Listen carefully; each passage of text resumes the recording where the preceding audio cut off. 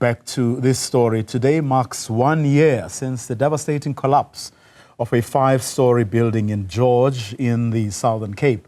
The incident claimed the lives of 34 people and left many others injured.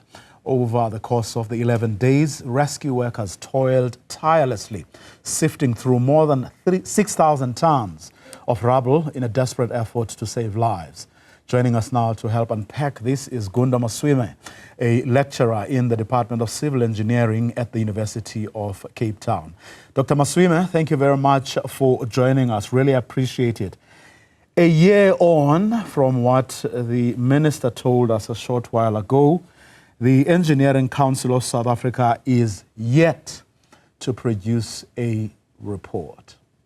I don't know what you make of that.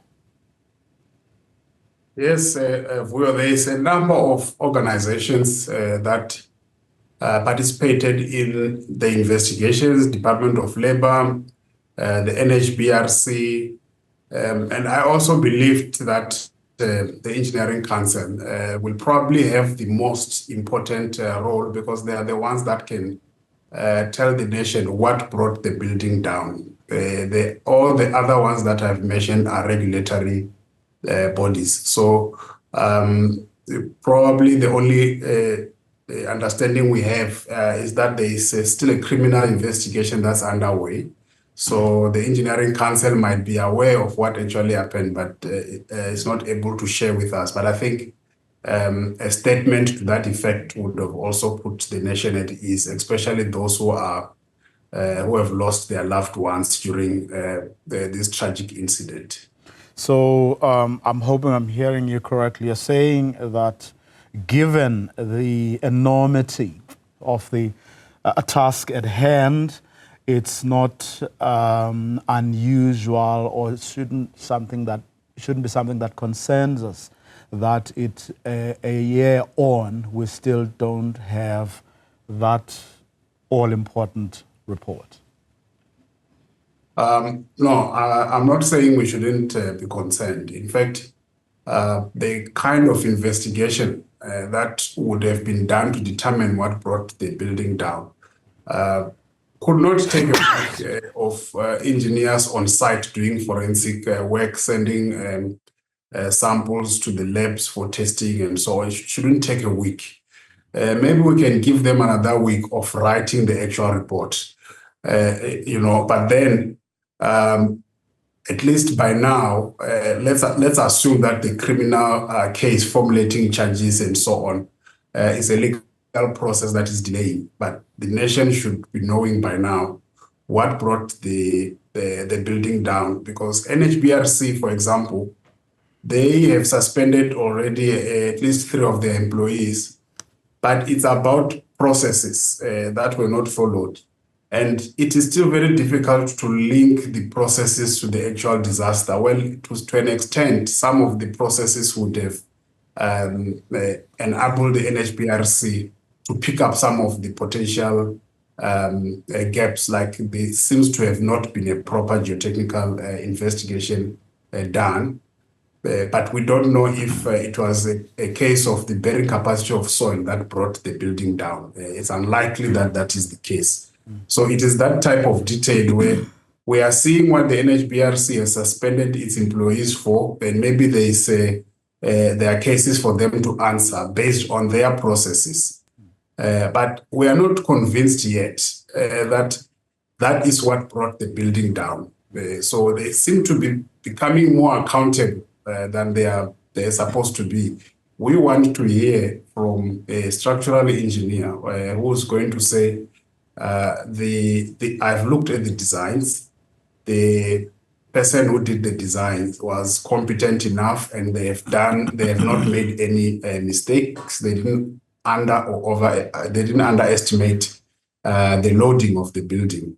And then we move to the contractor, that when they were building on site, was their quality control and so on. Those are the things that matter. I think maybe it's because we are looking at it as engineers, but that's what brings the building down. The compliance is red flags. NHBRC will never be able to have all the tentacles they need, the staffing, and the resources to be on every building construction site that involves a residential dwelling. And even when they do, it is not always going to be engineers who do that monitoring.